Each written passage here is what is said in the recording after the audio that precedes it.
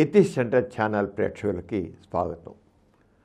మనం ఈ ఛానల్లో గోరగారు రాసినటువంటి మూఢనమ్మకాలు నాస్తిక దృష్టి అనే విషయం పైన అనేక మూఢనమ్మకాల గురించి నాస్తిక దృక్పథంతో చూస్తున్నప్పుడు ఎలా మనం చెప్తాం దాని గురించి.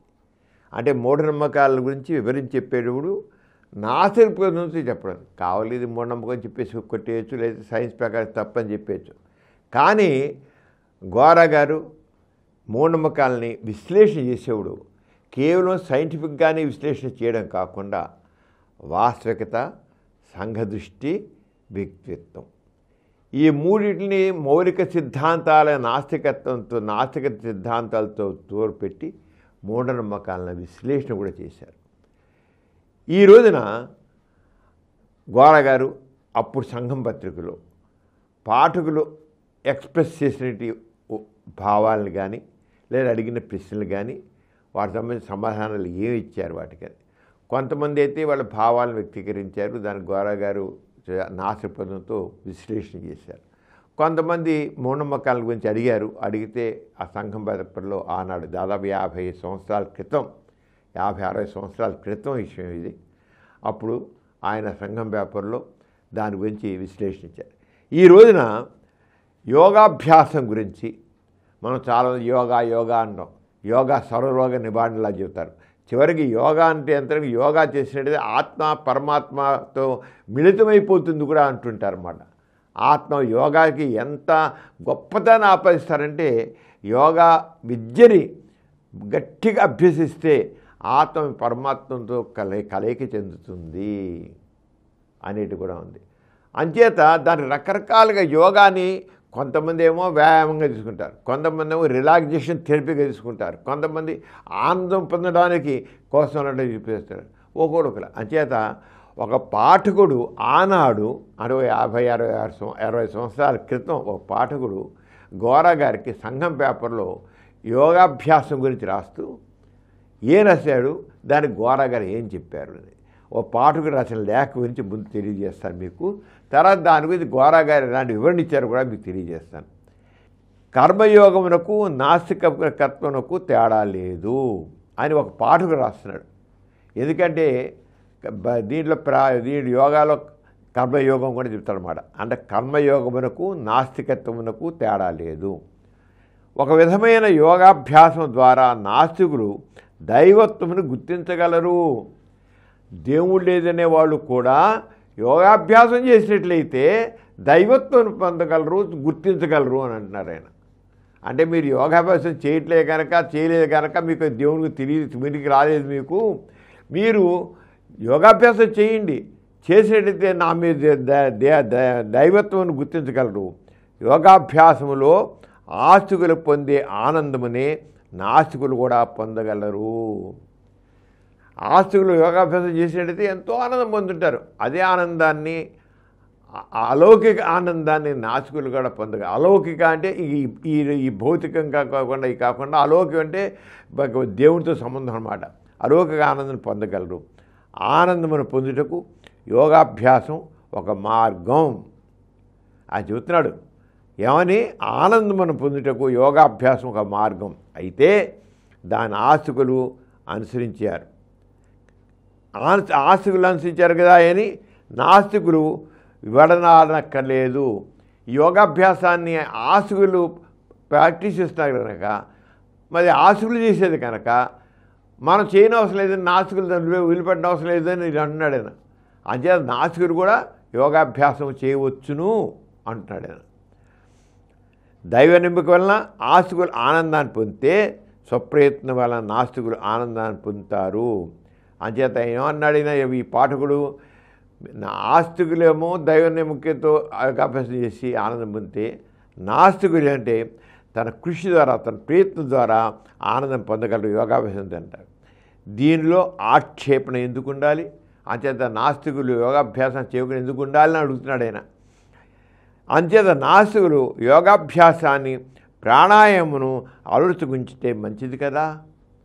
అంచేత ఒక ఆనందం పొందడానికి, అలౌకిక ఆనందాన్ని పొందడానికి నాస్తికులు కూడా యోగాభ్యాసం చేయొచ్చు కదా. ఆస్తికులు చేస్తున్నారు కదా, నాస్తికులు ఎందుకు మానేయాలి అని ఈయన చెబుతున్నారు. వారు ఇంకా ఆ పాఠకుడు గోరా గారికి ఇంకా ఏం రాశారంటే, మానవులకు ఆనందాన్ని కలిగించే మార్గాన్ని ఆస్తికులు అనుసరిస్తున్నంత మాత్రాన దాన్ని నాస్తికులు విడనాడరాదు. ఇంకా అంటున్నాడైనా, మానవులకు ఆనందాన్ని కలిగించే మార్గాన్ని, మానవులకు ఆనందాన్ని కలిగించే మార్గం ఏంటి? యోగా ఆయన చెప్పేది. ఆస్తికులు అనుసరిస్తున్నారు కనుక నాస్తికులు దాన్ని విడనాడరాదు. ఆ మార్గం వలన మానవులు ఆనందాన్ని పొందుతున్నారా లేదా అనేది ముఖ్య సమస్య, కానీ ఆస్తులను అనుసరిస్తున్నారా లేదా అనే ప్రశ్న లేదు. ఆనందం పొందుతున్నారు కనుక అది ఆస్తికులా నాస్తికులనే కాదు, ఆనందం వచ్చేది కనుక ఆస్తికులైనా నాస్తికులైనా సరే అనుభవించవచ్చు, దాంట్లో దైవత్వాన్ని చూడవచ్చు. మీరు దైవత్వాన్ని చూస్తారని గోరగారికి ఆయన ఉత్తరం రాశారు సంఘంలో ఏమని. అదే యోగా చేసినట్లయితే నాస్తికులు కూడా అలౌకిక ఆనందం పొందుతారు. వాళ్ళు దాన్ని అనుభూతి పొందితే అర్థం చేసుకుంటారు దైవత్వాన్ని అని ఆయన అన్నారు. ఆయన అన్నదానికి గోరగారు ఏ సమాధానం చెప్పారు చూడండి. గోరగారు ఎంత స్పష్టంగా చక్కగా రాశారు. యోగాభ్యాసం ప్రాణాయామం వలన వ్యక్తి ఆరోగ్యం బాగుపడవచ్చు. ఇది మీరు చెప్పిన వ్యక్తి ఆరోగ్యం బాగుంటుంది. ఎందుకంటే మానసికంగా ఒక రకమైన రిలాక్సేషన్ కనుక ఆ వ్యక్తి ఆరోగ్యం బాగుపడవచ్చు. అంతవరకు యోగాభ్యాసం మంచిదే. కానీ యోగాభ్యాసం వలన వచ్చు ఆనందం వ్యక్తి ఆనందము. మరి ఈ యోగాభ్యాసం ద్వారా వచ్చే ఆనందం ఏంటంటే వ్యక్తి ఆనందం. ఒక వ్యక్తి ఆనందం పొందుతున్నాడు అంటే ఇంకెవరు తన ఒక వ్యక్తే పొందుతున్న ఆనందం అన్నమాట. ఇక్కడ మీరు గోరాగారిది వాస్తవికత, సంఘదృష్టి, వ్యక్తిత్వం దాన్ని ఎలా విశ్లేషణ చేశారు చూడండి. యోగాభ్యాసం చేసే ఒక వ్యక్తి మాత్రమే తన మటుకు తానే ఆ ఒక వ్యక్తి ఆనందం పొందుతున్నాడు. నాస్తికంలో సమానత్వం, వాస్తవికత, సంఘదృష్టి. నా ఒక్కడికే కదా ఆనందం, ఈ సమాజం మొత్తానికి ఆనందం కావాలంటాడు వాడు నాస్తికుడు. నేను ఒక్కడినే సుఖపడితే కాదు, సమాజం మొత్తం సుఖపడాలంటాడు నాస్తికుడు. ఆస్తికుడు ఏమంటాడు? దేవుడు నాకు ఇచ్చాడు అనే సుఖం పొందాను, దాని తప్పే ఉంది. దేవుడు నాకు ఇచ్చాడు, ఇస్తున్నాడు, నేను పొందుతున్నాను అంటాడు. ధనవంతుడు మరింత ధనవంతుడు అవుతాడు, పేదవాడు మరింత పేదవాడు అవుతూ ఉంటాడు. అది ఆస్తిక నమ్మకంలో ఉన్నట్టు తప్పది. కానీ ఆస్తికత ఏంటి? నా ఒక్కడికే కాదు సుఖం, సమాజం మొత్తానికి కావాలి.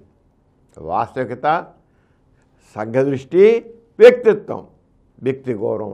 నాకే గౌరవం కావాలనుకుంటున్నానో ఎదుటివాడు కావాలి, నాకే ఆనందం కావాలనుకుంటున్నానో వ్యక్తి రెండోవాడికి అదే ఆనందం కావాలి.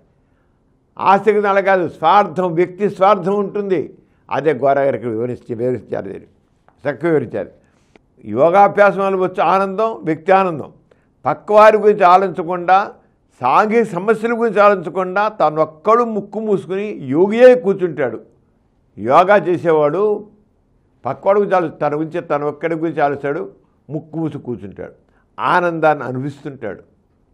ధనికుడు తన మేడ తలుపులు వేసుకుని ఇరుగు పొరుగు గురించి ఆలోచించకుండా ఆనందాన్ని అనుభవించినట్లే పూర్తి స్వార్థం లేని ఆనందాన్ని యోగి అనుభవిస్తాడు. యువకుడు అంతే. ఒక యోగి కూర్చుని అడవిలో కూర్చుని ఇంకో చోట కూర్చుని ఆహా ఓ ఆనందం ఉంటాడు, ఓ దైవత దాని ఒకటి తన గురించి తన ఒక్కడి గురించి ఆలోచిస్తాడు, ఆనందం అవుతాడు. కానీ దాని అంటే ఉంది, స్వార్థం ఉంది. నాస్తికత్వంలో సమానత్వం ఉంటుంది, ఆస్తికత్వంలో స్వార్థం ఉంటుంది. తన గురించే, తన ఒక్కడి గురించి ఆలోచిస్తాడు. నాస్తికుడు సమాజం మొత్తం గురించి ఆలోచిస్తాడు. సంఘ దృక్పథం కల నాస్తిక దృష్టిలో ఇది ఇట్టి ఆనందం తప్పు. తాను ఒక్కడే ఆనందం పొంది ఆ ఒక్కదాంట్లోనే తాను సంతోషించి కూర్చుంటాం, అది నాస్తికుడిలో తప్పు. ఇతరులను ఆనందపజేయట్లోనే నాస్తికుని ఆనందం ఉంది. ఇతరుల్లో కూడా ఆనందం పొందడం, ఇతరులు కూడా ఆనందం పొందడంలోనే నాస్తికత్వం ఉంది అంటారు నేను. ఎవరి మట్టుకు వారు ఆనందించుకున్నట్లో స్వార్థం ఉంది. ఇది యోగాభ్యాస విధానం. ఇతరులను ఆనందింపజేయట్లో సంఘదృష్టి ఉంది, ఇది నాస్తిక విధానం. ఇట్టి సంఘదృష్టికి యోగాభ్యాసానికి సరిపోదు. ఎంత స్పష్టంగా చెప్పేదండి. ఎవరి మట్టుకు వారు ఆనందించుకున్నట్లో స్వార్థం ఉంది, ఇది యోగాభ్యాస విధానం. ఇతరులను ఆనందింపజేయట్లో సంఘదృష్టి ఉంది, ఇది నాస్తిక విధానం. ఇట్టి సంఘదృష్టికి యోగాభ్యాసానికి సరిపోదు. మరియు గట్టి ఆచరణ కలిగింట్లో కర్మయోగమునకు నాస్తికత్వమునకు పోలిక ఉంది. కానీ కర్మయోగం యొక్క అధర్మం ఆదర్శం జన్మరహిత్యం. కర్మయోగం అని అన్నారు కదా, ఆ కర్మయోగం అనేది ఏం చెప్పారు, గట్టి ఆచరణ కలిగి ఉంట్లో కర్మయోగంకు నాశకం గట్టి పట్టుదల ఉండాలి, అటు సాధించాలి, తప్పన ఉండాలి. ఆ తప్పనేది ఏంటి, ఓకే కర్మయోగం రెండింటికి ఆశగత్వానికి పోలుకుంది కాదనం. కానీ కర్మయోగం యొక్క ఆదర్శం ఏంటి, జన్మరాహిత్యం, మోక్షం. నాస్తికత్వం యొక్క ఆశయము సంఘ సామరస్యము, సంఘ సౌఖ్యము. కర్మయోగంలో వ్యక్తికి మోక్షానికి సంబంధం ఉంటుంది. మోక్షం ఏంటి, అసలు దేవుంటే కదా, దానికి మోక్షానికి సంబంధం లేదు. నాస్తికాచరణలో వ్యక్తికి సాంఘిక సంబంధం ఉంటుంది. కర్మయోగం యొక్క పోకడలు కార్యక్రమాలకు, నాస్తిక ఆచరణ యొక్క పోకడ కార్యక్రమాలకు, స్వార్థానికి సంఘదృష్టికి ఉన్న తేడా ఉంటుంది. ఆస్తికత్వం సంఘదృష్టి సంబంధించిన, ఆ కర్మయోగం అనేది అది స్వార్థానికి సంబంధించిన దృక్పథం, సంఘదృష్టి సంబంధించింది నాస్తిక దృక్పథం. అంతేత నాస్తికతో చూస్తే ఆరోగ్య అభ్యాసాలను మించిన విలువ యోగాభ్యాసానికి లేదు. కేవలం ఆరోగ్యానికి తోడ్పడుతుంది అనుకుంటే ఊరుకో. అంతేగాని కర్మయోగము ఇవన్నీ అని అనకండి. మొత్తం ఏ ఆనందమైనా ఏ సుఖమైనా సరే నా ఒక్కడికే కాదు, సమాజం మొత్తానికి కావాలి. నాస్తికుని ఆలోచన ఉంటుంది సంఘదృష్టి.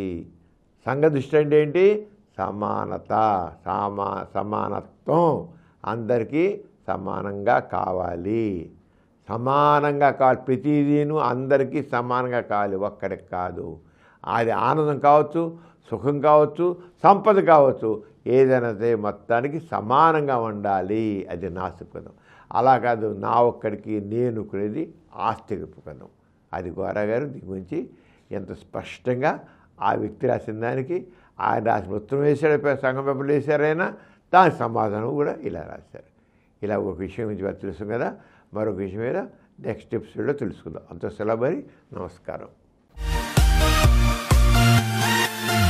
ఈ కార్యక్రమం మీకు ఎంతో నచ్చింది కదా. ఇటువంటి మరిన్ని వీడియోల కోసం అనతి కాలంలోనే 20 కోట్లకు పైగా వ్యూస్ సాధించిన సమరం ఛానల్ సమర్పించు యతీష్ సెంటర్ ఛానల్కు సబ్స్క్రైబ్ చేయండి, లైక్ చేయండి, మీ ఫ్రెండ్స్కి షేర్ చేయండి. అలాగే ప్రక్కనున్న గంట సింబల్ని ప్రెస్ చేయడం మర్చిపోకండి.